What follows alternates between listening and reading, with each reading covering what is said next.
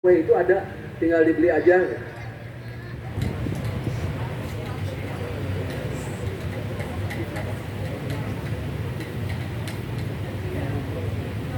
Udah beli itu gula aren tuh. Udah. Tinggal dikasih air.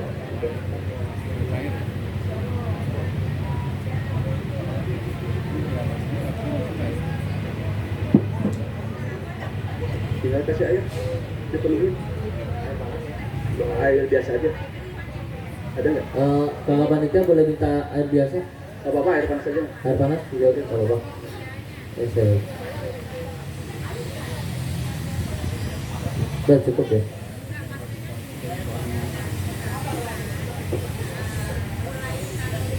Nah ini modalnya itu cuman apa 5.710 rupiah ini Gitu. modal segini.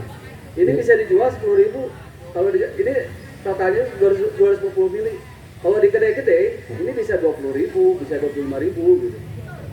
Sebenarnya nanti bahan-bahannya juga gampang banget dibeli gitu. Primernya mudah, ininya mudah. Salah satu cara untuk apa supaya pembeliannya melonjak itu kita juga nggak bisa pakai kopi serius, tapi pakai kopi kekinian. Salah satunya adalah kopi gula aren seperti itu. Dan ini bisa dengan susu kental manis juga bisa. Mau di gula arennya nggak ada nih, pakai susu kental manis bisa. Tinggal main di gramasinya aja seperti itu.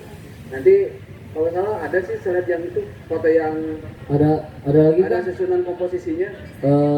Slide yang lain. Sebelum nanti kita sudahi sesi untuk kopi. Sebelum ini dingin, jangan ditutup dulu sebenarnya, harus terbuka. Setelah ini agak dingin, baru masukkan ke pendingin. Semakin kalau diminum hari ini, emang enak gitu ya. Cuman akan lebih enak lagi nanti ketika di 2 atau 3 hari. Kopi shop yang ada di sekarang itu kebanyakan mereka disimpan dulu di chiller 2 atau 3 hari sehingga karakter rasanya itu jadi naik gitu. Manisnya, creamy-nya, kopinya. Salah satu rumusnya itu ya disimpan dulu di pendingin. Jadi tidak ujug-ujug dijual seperti ini. Bisa aja jual seperti ini juga. Karakternya juga emang udah enak gitu. Cuman kalau pengen lebih enak disimpan di tempat yang dingin 2 atau 3 hari seperti itu. Ini Komposisi lagi, bukan ini. lagi, ada lagi. Nah ini Nah, nih. ini. Ada kopi bubuknya 10 gram, air panas 120, gula aren, creamer, es batu, totalnya segini seperti itu. Terus caranya ya tadi seduh kopi pakai paper filter atau nggak punya pakai kertas yang lain gitu. Pakai air panas 90 sampai 5 derajat. Ukurnya itu sebelum baru pertama blubuk udah matiin gitu. Itu kisaran suhunya di bawah 100. Kalau udah lama bergelembungnya itu bisa nyampe 100 gitu. Kopi itu akan terekstrak di kisaran suhu 95 derajat. Jadi kopi itu akan terekstrak optimal ketika suhunya 95 derajat. Semakin panas air, maka dia akan semakin kebakar lagi. Karakter rasanya akan semakin pahit. Dan semakin tidak jadi sehat. Karena akan memunculkan karakter rasa yang gosong. Gosong itu kan karbon ya. Iya. Kalau semakin banyak diminum karbonnya itu kan akan berefek ke Tubuh. jadi nggak sehat seperti itu. Jadi kalau saya mah berharap produk yang saya hasilkan itu bukan hanya sehat tapi harus baik pula. Jadi harus panjang gitu. Bisa aja saya ngejual kopi biar karakter kopinya berasa, udah digosongin aja gitu. Tidak bisa juga seperti itu karena digosongin pun akan jadi tidak sehat. Jadi diusahakan produk itu harus sehat, bukan untuk kita aja tapi untuk orang lain. Setuju.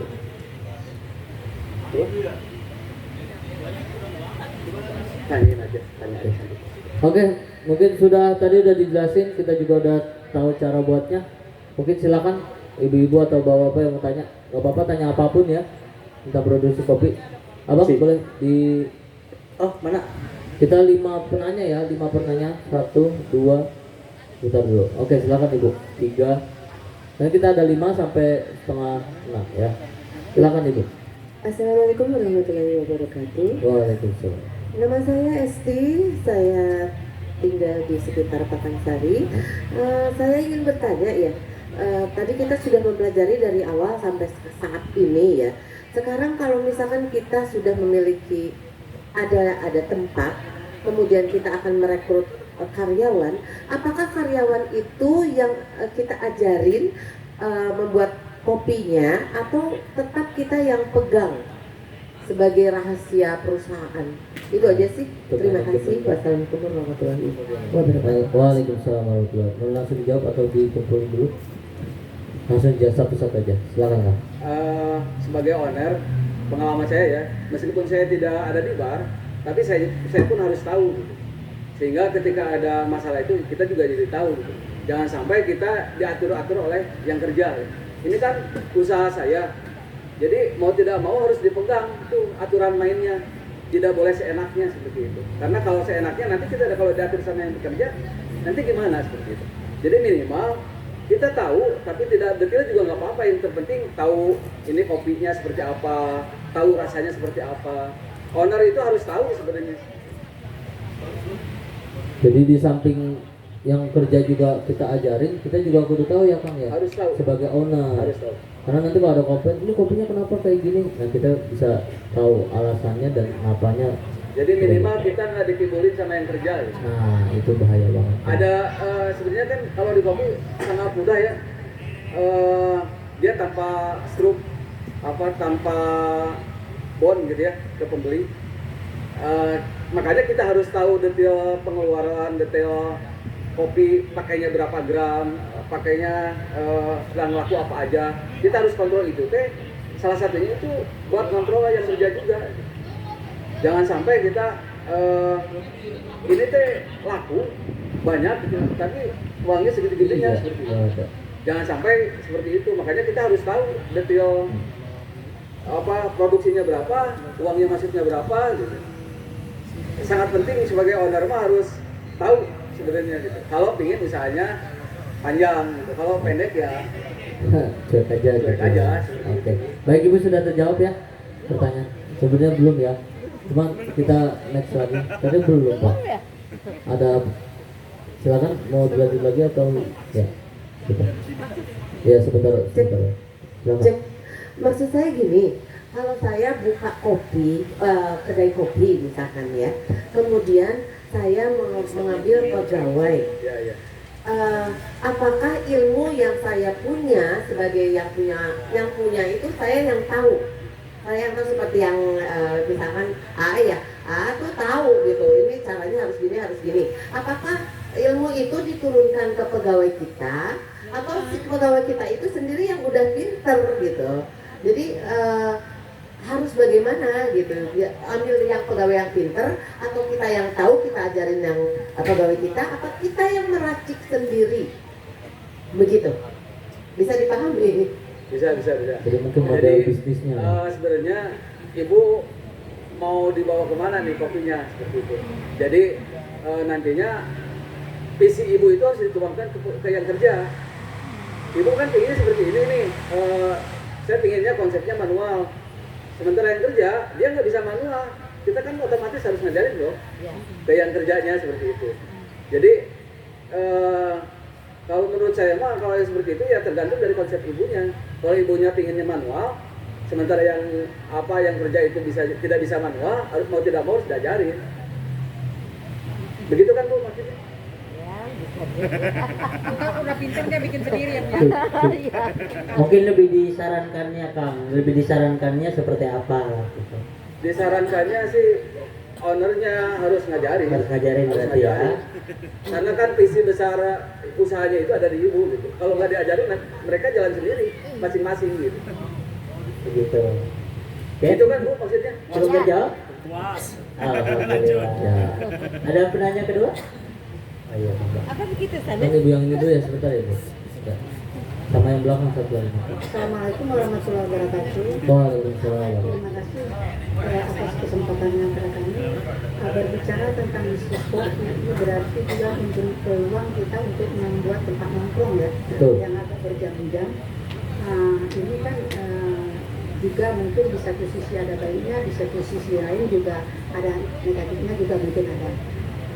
Itu pertanyaan saya juga, bagaimana mensiasati untuk mencari kita tempat yang terbaik untuk membuat suatu usaha. Kemudian yang kedua, pertanyaan saya yang kedua, ini kan udah ngomong dua anak ya, dari kopi misalnya di Pengalengan, di Ciwidey, kemudian di Lampung, Toraja dan sebagainya. Kira-kira di antara rasa kopi yang sudah akan cicipin sekian banyaknya itu, secara historis kopi apa ya yang paling enak? Terima kasih. Baik, kalau mensiasati, karena ya kalau tidak mau kan, makanya harus sebelum kita membuat sebuah usaha kopi atau kedai gitu ya, sederhananya, kita harus konsep dulu mau dibuat apa kedainya. Kalau di kedai saya, kebetulan saya sediakan banyak buku. Jadi kalau ke kedai saya itu buku di depan bar itu buku semua gitu, dan bukunya banyak banget lah. Asalkan nggak ada yang nyimpang-nyimpang bukunya gitu. Bukunya dari mulai bisnis, dari mulai sejarah, dari mulai apa juga ada di situ. Novel juga ada. Makanya sebelum usaha itu kita desain dulu tempat kopi kita itu mau dibuat seperti apa. Hanya cari uang di kopi kah? Buat jadi ngumpul, buat diskusi kah? Ya. Atau buat diskusi dan lain sebagainya. Buat Ya santai tergantung aja. dari niat kita sendiri sebenarnya gitu. Kalau dari pengalaman saya itu tumbuh dari mengumpulkan komunitas-komunitas yang ada gitu. Dari komunitas olahraga, dari komunitas pengajian, semuanya bisa ngumpul. Jadi momen datang ke kedai kopi kita itu rata-rata itu sudah punya agendanya masing-masing. Kalau komunitas olahraga ceritain tentang olahraga, kalau komunitas baca ya komunitasnya itu yang baca. Temanya tentang Bahkan baca sampai juga. punten ada upah di kedai seperti Oh, kedai masya soal. Allah, ya. Ada pertemuan apa agama di Oh. mentoring agama di kedai, kita persilahkan. Jadi intinya sih kita sendiri yang bisa membawa mau dibawa kemana kedai ini. Kalau masalahnya emang jadi sudah masalah kepada kebaikan, mendingan tutup aja gitu. Mendingan tutup aja seperti itu. Makanya dari awal harus dibuat konsep, karena kita yang punya, kita yang tahu mau dibawa kemana. Dibawalah konsepnya mau seperti apa, Simpelnya temanya ya Bang ya. temanya. Temanya mau untuk ini kalau aja pekerja misalkan, atau yang suka baca buku. Nah, biasa kan orang-orang, saya bisa baca buku sambil ngopi juga di sana. Bukunya beragam dan jarang-jarang misalkan kayak gitu. Balik lagi ke tema sama konsepnya ya Ibu.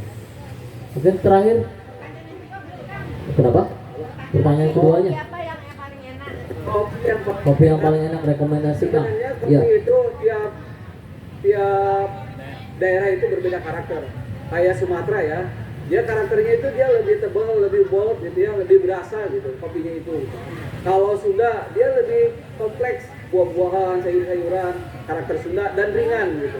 Kalau ke timur gitu ya, kayak Flores, Toraja, Papua, dia lebih karena daerah kering, daerah ketinggian, dia yang memunculkan karakter rasa yang acidity-nya yang bright, asamnya yang sampai nyengir gitu bahasa Sunda ya, sampai senyum gitu ya. Terus karamelnya tinggi, kuat, floral, bau tanah gitu.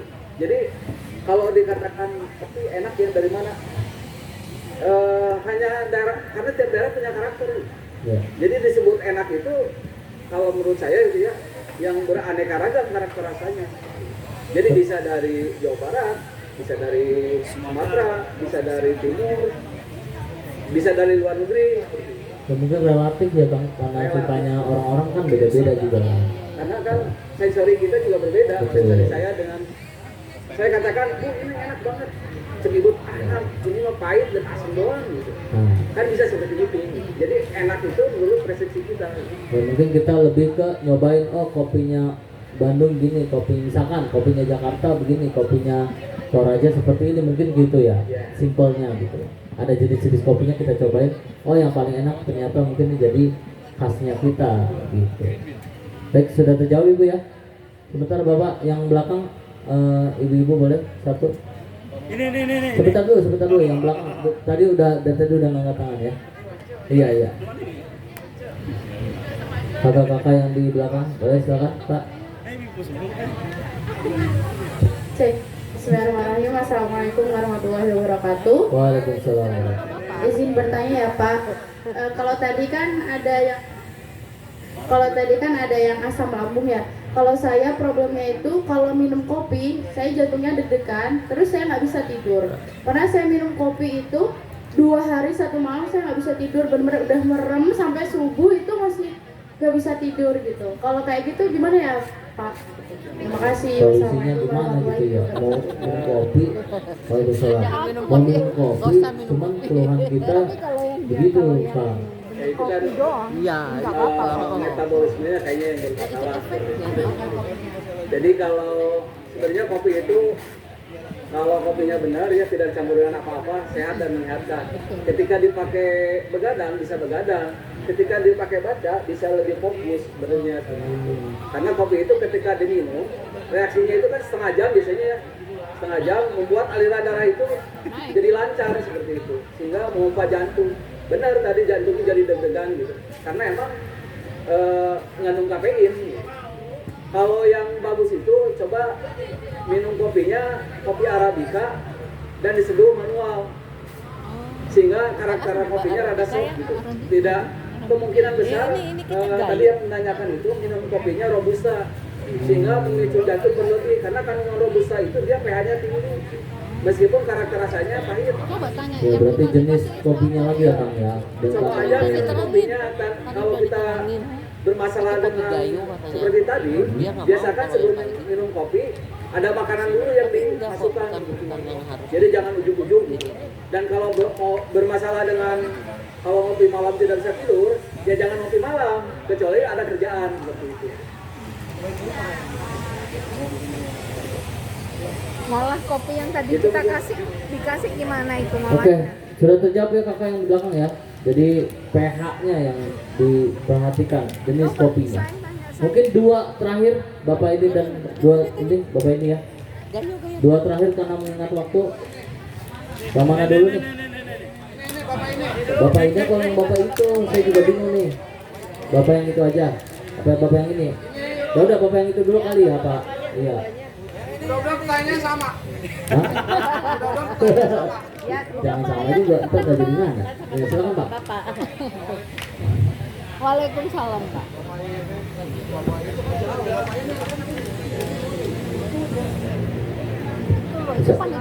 Assalamualaikum warahmatullahi wabarakatuh. Terima kasih kepada Kang Aan. Saya sudah bisa hadir mendengarkan pemaparan Kang Aan. Yang ingin saya tanyakan adalah terkait dengan kopi. Saya tidak terlalu tahu banyak tentang kopi. Cuman sempat gade kebun kopi juga. Sudah diambil yang punyanya. Maksudnya kita mesti posisi di mana dari rantai perkopian itu kan, dari petani, prosesornya, terus baristanya, cari istrinya tadi apa? Terus terinya, pedagangnya atau penikmatnya atau baristanya gitu. Kan itu panjang tuh. Itu kan harus satu circle ya. Karena pengalaman saya belum ketemu penikmat kopi. Sehingga membeli kopinya seharga seenak dia, waktu harganya sudah harga standar Arabica Cisadon atau Arabica Bogor lah. Itu mereka masih mainnya maunya main 50 ribuan aja gitu. Jadi belum ketemu. Supaya bisa ketemu dengan konsumen yang memang sesuai yang kita inginkan gitu. Nah itu belum gitu. Caranya mungkin dari pengalaman Kang Aan gimana? Jadi dari rantai perkopian itu mesti di mana nih supaya kita bisa menemukan waktunya apa bisa berinteraksi dengan para penikmat kopi itu. Oke, baik. Demikian mungkin. Nah, Kalau kita mau usaha di mana dari mata rantai kopi gitu, mendingan dipilih aja salah satunya gitu. Karena itu mata rantai itu berbeda-beda semua urusannya. Kalau mau ingin ketemu dengan penikmat kopi ya di barista atau di roastery seperti itu. Mau ketemu teman-teman komunitas kopi mah adanya di barista sama di roastery seperti itu. Tapi kalau mau dipilih yang mana, semuanya sebenarnya sama aja sih mata rantainya karena kita saling berkelanjutan. Petani kopi membutuhkan petani proses. Petani proses membutuhkan roastery buat ngambil kopinya. Roastery dibutuhkan oleh kedai-kedai seperti itu. Mata rantainya seperti itu. Gitu. Makanya kalau saya sendiri kenapa saya ngambil di roastery? Kebetulan bukan kebetulan. Jadi kopi itu 60% itu yang kunci rasanya adalah roastery. 40% itu di bahan kopinya, 60% di bahan, 40% itu di roastery, 10% di tukang nyeduhnya seperti itu. Sehingga karakter kopi sebaik apapun, kalau di roastingnya bermasalah, dia tidak akan benar kopinya hasilnya. Makanya challenge-nya itu ada di roastery. Rasa itu dibentuknya di roastery, meskipun kualitas sederhana kopinya ketika di treatment di sangrainya bagus, dia akan memunculkan karakter aslinya seperti itu. Tapi kalau bahannya bagus, kopinya bagus ini dari petani, ketika di roastingnya nggak benar, hancur tuh kopinya. Jadi roastery itu nyawanya dari kopi sebenarnya. Rasanya bisa muncul itu ada di roastery. Jadi kalau asal matang mah gampang. Asal matang ya kan kopi itu ada pecah zat gula tuh tak ketika di roasting ya. Itu udah matang. Kalau asal matang mah udah beres. Tapi kalau untuk membentuk rasa ada tahapan-tahapan yang harus dilalui. Menitnya, waktunya dan lain sebagainya itu diukur gitu. Sehingga bisa konsisten terus. Seperti itu mungkin Bapak ya. Sudah insya Allah dan semoga terjawab ya tadi dengan penjelasan dari Kang Aan. Silakan Bapak terakhir mungkin karena mengingat waktu kita mepet ya, mau maghrib, saya harus persiapan sholat maghrib juga nih. Silakan terakhir. Assalamualaikum warahmatullahi wabarakatuh. Ya, terima kasih untuk waktunya. Saya mau tanyakan ini tadi tentang sejarah kopi itu luar biasa ya. Bahkan kopi itu bisa menjadi sebuah gerakan untuk meruntuhkan satu rezim gitu ya. Artinya di sini kan bisnis itu kan juga ada kompetitor ya, kompetitor. Nah untuk antisipasi kompetitor, apalagi buat kita yang lagi mau belajar nih, kangen belajar buat mungkin mudah-mudahan sih kita pulang dari sini kita bisa bisnis gitu, bisnis kopi. Nah untuk kompetitor ini kan saat ini sangat luar biasa, dunia perkopian tuh sangat tumbuh besar gitu. Nah ini untuk antisipasi pasokan kopi tersebut gitu kan, kadang-kadang kita tadi berlawan dengan kompetitor yang raksasa bisnis kopi yang sangat luar biasa gitu kan. Mungkin kalau bisnis kopi yang sasetan kita lain itu kopi yang arabica gitu kan. Kadang-kadang kalau pemain-pemain kecil belanjanya cuma 3 kilo, 2 kilo gitu kan, nanti antisipasi atau tip Tapi dia udah untuk branded. seperti apa kan gitu kan, untuk kita yang masih newbie ini untuk mau usaha kopi. Terima kasih. Terus ada brand juga Bu. Kebetulan industri kopi itu kan khususnya di kota Bandung kan udah besar ya, bahkan pemainnya pun gede-gede gitu. Kita secara modal itu kalah jauh besar gitu. Yang saya lakukan adalah dari awal itu pasarnya itu bukan pasar, kalau produknya bisa ditiru ya, tapi kenapa pelanggan bisa loyal kepada kita, itu yang tidak bisa ditiru. Sehingga yang saya kedepankan adalah pasarnya itu bukan tentang kopinya, tapi tentang edukasinya. Dan itu saya sering lakukan gitu, tidak menjual kopinya tapi tentang edukasinya, bahwa kopi itu menjadi teman terbaik, bahwa kopi itu manfaatnya banyak dan lain sebagainya. Sehingga kalau basisnya berdasarkan berdasarkan edukasi dan lain sebagainya, mereka itu akan loyal kepada kita gitu. Beda dengan pendekatan harga. Ini pengusaha besar harganya diturunin, kita mau ikut turun, sementara KPP kita itu udah tipis banget seperti itu. Sehingga kalau dengan kapitalis pasti akan bertarung dengan harga terus. Bagaimana caranya? Dengan modal kecil kita tetap survive, ya membangun pasar yang tidak sama dengan yang kapitalis. Ya kapitalis itu kan pemodal besarnya bisa nurunin harga drastis gitu. Kita nggak bisa. Bagaimana caranya pembeli itu tidak dengan harga yang sama, tapi Itu botolnya pembeli bisa itu awet. ya, yang Salah sebelah satunya adalah dengan edukasi. Saya lakukan seperti itu di kedai. Jadi begitu datang diterangin sama kita. Ini kopi Arabica di roastingnya level medium, karakter itu bla bla bla bla bla bla, ditanam di daerah ini ketinggian segini dan sebagainya. Karakter rasanya yang muncul adalah bla bla bla bla bla. Di kapitalis tidak akan diterangkan seperti itu. Kopi shop yang gede itu beli kopi, bayar, minum, sudah tidak ada interaksi lagi. Tapi kalau ngejual pasar edukasi, diterangkan semuanya tuh. Ditanya pernah kesini atau pernah ngopi di tempat mana.